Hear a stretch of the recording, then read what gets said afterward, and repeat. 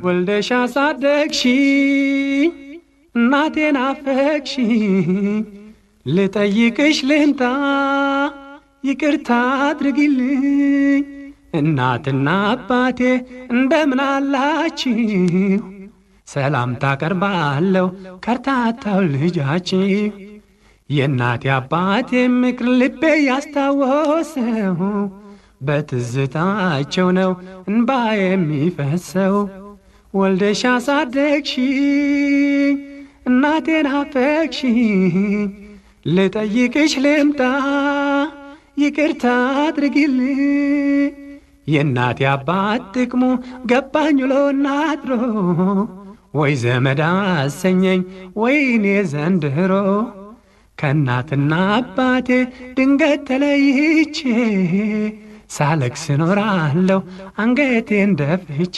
ይህን ይመስላል ከህዝብ ያስተዋወቀኝ የመጀመሪያ ዜማዬ ማሩኝ ዘመዶቼ የተሰኘው ዘፈን ነበር። ያንን ዜማ የደረስኩትም ግጥሙንም የጻፍኩትም እኔው ራሴ ነኝ።